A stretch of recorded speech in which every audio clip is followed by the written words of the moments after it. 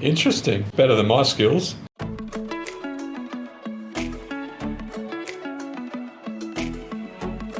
Hey everyone, this is Kevin, and you're listening to the Pour and Play podcast, where alcohol enthusiasts, bartenders, and business owners share their stories so you can build a successful career in the bar industry. Today, we'll be speaking to an amazing business owner who loves whiskey and turned that passion into such a unique business. He is also the territory manager of Halewood Artisanal Spirits Australia, a UK-based producer of spirits and beers. He is also the chief bartender and founder of Old Fashioned Events, a prohibition-style 1930s bar setup masterclass and training experience in the Gold Coast. Ladies and gents, let's give a warm welcome to Nathan Ford. Thank you so much for joining the podcast, Nathan. Thanks, mate. Thanks for having me. Yeah, it's great to have you here. Now, Nathan, we did research on you, and first I really wanted to ask, what started your journey to be a bartender? My journey started to being a bartender when we had the opportunity to go and help a friend of ours in India open a restaurant in Goa. So I went over there with my girlfriend at the time, who's now my wife, and they were best friends, and we got invited over there to help her start up this restaurant in Goa, and I was put in charge of looking after the bar. I had actually at that point in time didn't really have much bar experience except for working drinking in a lot of bars and enjoying cocktails. So a bit more of an enthusiast, but a lot of research and reading and relying on friends that I knew in the industry to help me out really helped me out for that. And then that challenge was just a really hard challenge, and kind of just that paved the way for where I am now. Wow, that's a great story. You know, everything starts with you being an enthusiast. Actually, me, I'm also an enthusiast for another thing. It's keyboards. Really, it's another thing. Yeah, but it starts from there, and from there, you know, it just goes everywhere. It skyrockets to different.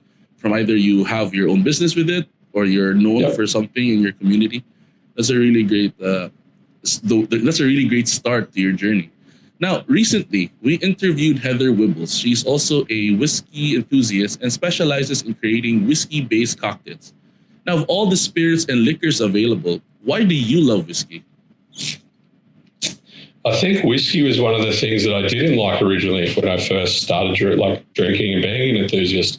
It was one of those things that, you know, my father or my grandfather drank, and I do remember drinking, you know, tasting a scotch and a soda that my grandfather used to drink, and I didn't mind it that way, but I think I remember when the first time I tried, a scotch or a whiskey, I wasn't a massive fan of it. But once I started to research whiskey and what goes into it and the history and the love story behind the aging and how long it takes to make some of the whiskies in the world, that kind of put me on the track of maybe this is something that I could go into, and not one whiskey is exactly the same.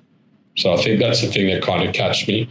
Then I started to realise, hey, there's probably a better way to drinking this than shotting it down your throat and getting a burn and not enjoying it. So once I started to experience it at an older age and really take it in and research it, it kind of grew up as my favourite spirit. I see. Yeah, actually, me, I'm not really a heavy drinker. Well, I used to drink a lot when I was in college. I used to drink beer, but not like whiskey, not like bourbon, stuff like that. But just recently, I've started drinking whiskey. And by the way, just by talking to you, I already can feel the passion you have for whiskey now. I recently started drinking whiskey, as I mentioned, some Jameson and Glenmorangie. What whiskey can you recommend to beginner enthusiasts such as myself? I've always been a massive fan of Balvenie. So the Balvenie 12-year-old is probably a good way to get into a scotch. I always probably recommend somebody that isn't a big drinker of whiskey to start with a bourbon. A bourbon whiskey is obviously going to be on the sweeter side of things and a little bit more approachable in my experience that I've had with people. So, you know, if I was to look at a bourbon, I'd say like a Maker's Mark would be an entry point for a bourbon whiskey. And then there's something like a Michter's is amazing. Like that stuff's just unbelievable. So there's so many out there. But I'd start with a bourbon and then probably work your way into those scotches from there for somebody that's not a massive whiskey drinker. Okay, thanks. I'm going to start. I'm going to look into the brand that you said. I'm going to go out this weekend and probably get a bottle. Yeah, perfect. I hope it goes well. Yeah, thank you, Nathan. So, what motivated you? Since we're talking about your history and all, what motivated you to start old-fashioned events? And can you enlighten us with what the neat whiskey experience is? So probably what got me into starting that business was that there wasn't a lot of training programs out there for people as well that wanted to experience whiskey.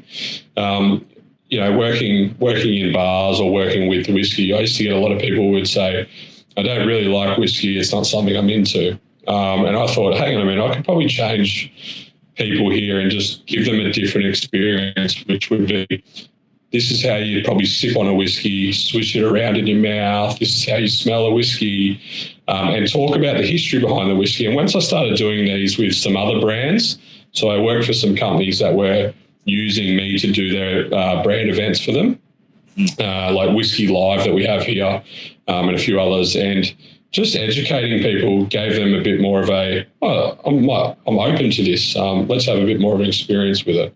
And then it's, again, I get a lot of stories told to me that like, I had that when I was a teenager and it made me sick. And I was like, yeah, but that was probably a really bad whiskey and you're probably drinking it the wrong way. So a lot of people are tarnished by what they've experienced in a younger age. So I thought, let's create this unique experience. And basically what that means is that I could take the bar, I could take the whiskey chairs, I could take the candles, I could take all that, set that up like a prohibition bar, but I can set it up in someone's backyard, someone's house, someone's corporate event. And what was happening with that is that I was getting a lot of, I need you to come for a 50th birthday party, or I need you to come to a corporate event. And it's just great to be able to take the bar to people, but then get them immersed in the experience as well. Mm-hmm. Yeah. Oh, okay. Yeah. Actually, when I got very interested in what you're doing, especially with a 1930s prohibition area, but with all other possible historical events to transport to, why did you choose that specific era to have people experience? Do you have a story or inspiration for why you decided to do this? Not really. I guess whiskey dates back well before Prohibition. But I think the stories around Prohibition and how whiskey was transported in barrels down rivers and, all that, again, that love story behind how it was made back in those early days. And there's so many stories to it that I feel like that was just the way to go. I love every spirit, but, a vodka can be made within a couple of hours. There's no real story behind that. It's just, hey, we just put it through a still and it's in a bottle. So how far whiskey dates back, the stories that come with it, the people that have been working and handing it down for generations through their family, all that was the thing that sort of grabbed me and said, hey, I want to pass this on to people. Yeah. Actually, I did a video as well, just for Advanced Mixology for, like, I think a video. I'm about to do a video about the history of Johnny Walker. It's really interesting. Yep.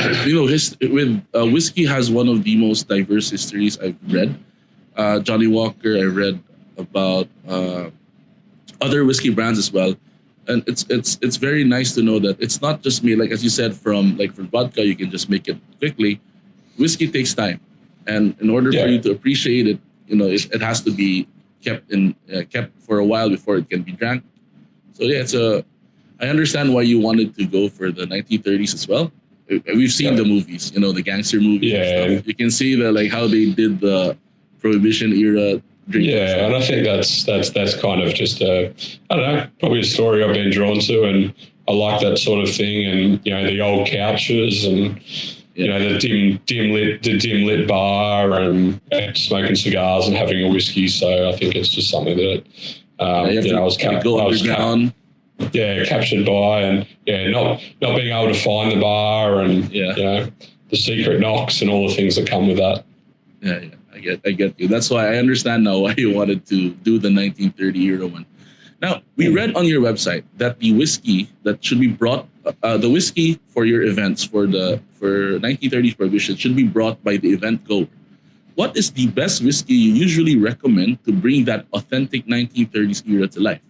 And do you have a specific brand or type of whiskey to bring? Usually what I would do there is I would just say I'd ask a few questions. The first one would be obviously, what is your budget? What experience do you want to go on? Do you want to drink all scotches and have different scotches, or do we want to do an around the world where we do an Australian whiskey, a Scotch, an Irish whiskey, a French whiskey? There's whiskey everywhere in the world, obviously. So I asked those questions first, and then basically get some feedback, and then from there I will pick the brands around what we're going to do for that event.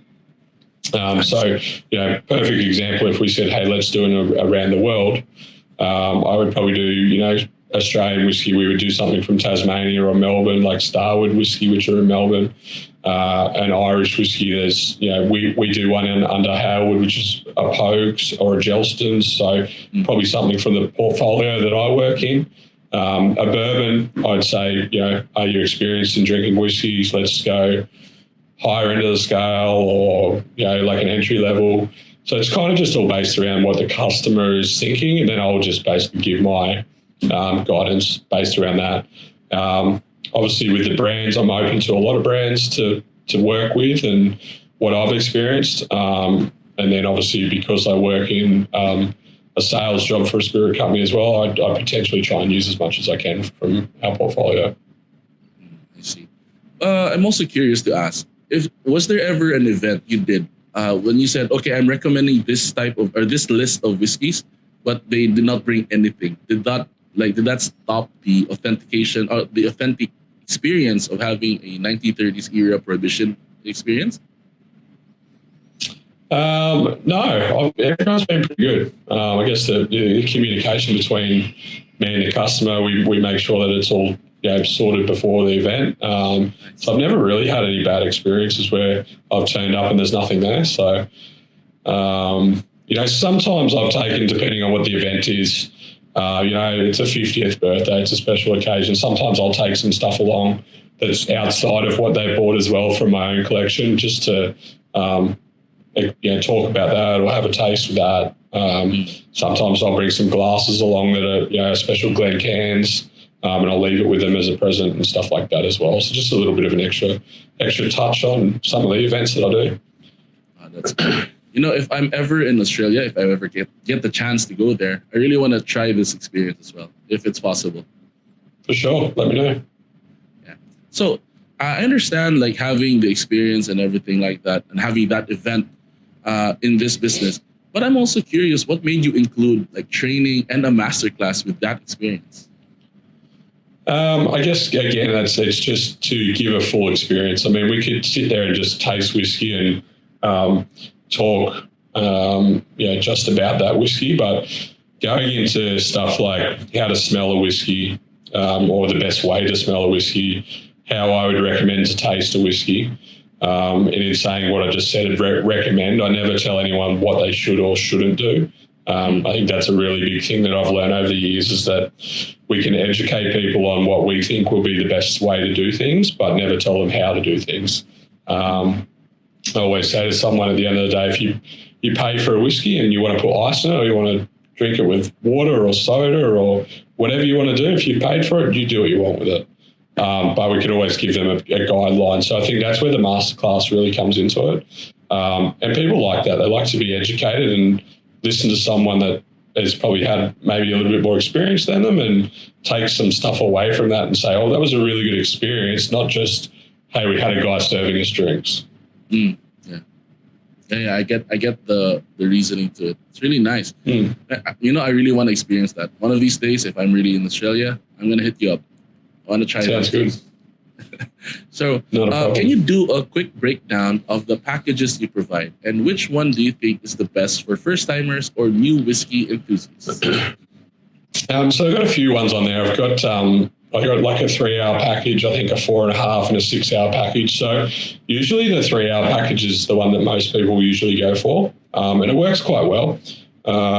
What we try and do, obviously, drinking straight whiskey is a lot of alcohol. So Usually what most people would do is they'll have it at the start of the event, or if it's a corporate event, they just want to have that experience for a few hours and then we finish up. So that 3-hour package is probably our best one.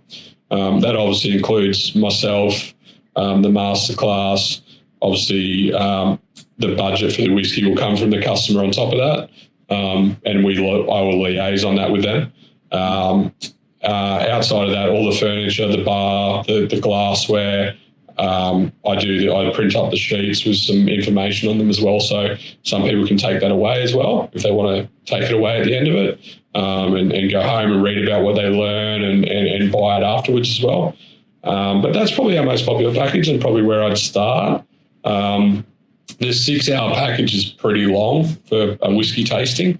That would probably be, if it was going to be usually maybe 2 sessions at a corporate event where you have a group for 3 hours to do something and then change over and another group will come through for another 3 hours. Yeah. I've actually wanted to ask you as well, in the future, is there a possibility you will add a different whiskey experience? Like right now you have the 1930s era experience. Have you been thinking of maybe switching it up, maybe adding like I haven't at this stage, but there's possibility there maybe to do cocktails with it as well. So obviously educate people on how to make whiskey cocktails. Sometimes I will add that in as a little extra if they want to do it. But instead of doing just a straight whiskey experience, it might be good to just show people how to make a whiskey sour or an old fashioned or a Manhattan or all those sorts of things where we can play around and do different whiskey cocktails. So that's a possibility to add that on as a separate thing that could work well. Okay, cool. I'll watch the first one. Sure.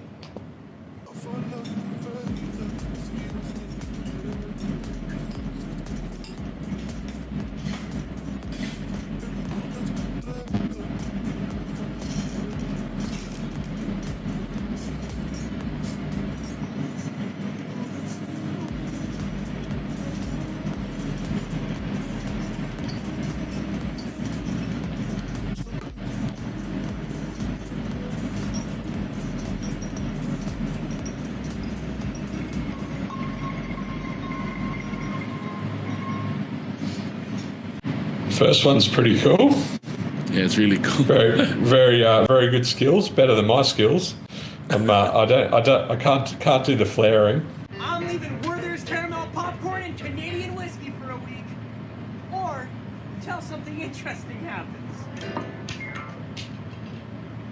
Popcorn flip. Oh!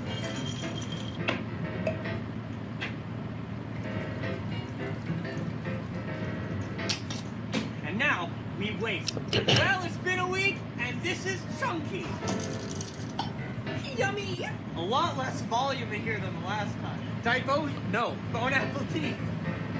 Tastes like soggy popcorn. It's time for a shot.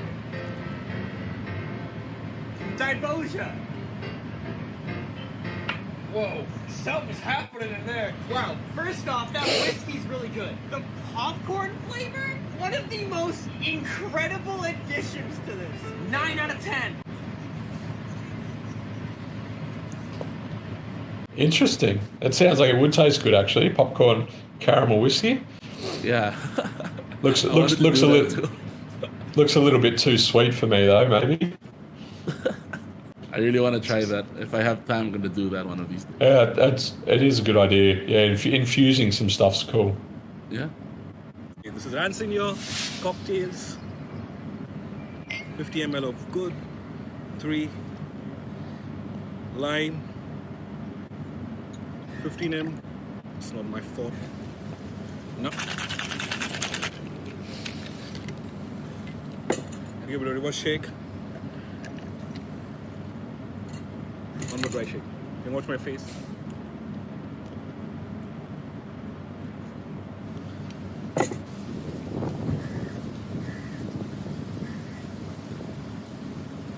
And gentlemen, the Boston Sour with Indian whiskey. Yeah, not bad. Little reverse dry shake there. So he's done good to make the foam. Yeah, Yeah. Yeah. So Nathan, thank you very much for reacting to the videos. that's all Uh, right. so Nathan, where can people connect with or reach out to you for booking events? I've got Instagram, so I've got my old fashioned events Instagram. I used to have Instagram with it, but it got hacked and I lost everything that was on there. So, yeah, at the moment it's very minimal on photos because everything, yeah, got taken away. So, they can either get me on my email, so Nathan at oldfashionedevents.com.au, or they can search that. On Facebook or on Instagram as well, Old Fashioned Events. And then just, yeah, they can get me there, send me a message, or the website, which is www.oldfashionedevents.com.au.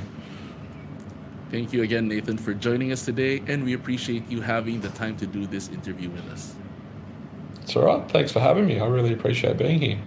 Thank you. Now, for everyone listening, make sure to check out Nathan's website, www.oldfashionedevents.com.au. You can also check out the links to reach us and Old Fashioned Events in the show notes below. Thank you, everyone, for listening. Bye. Thanks, guys.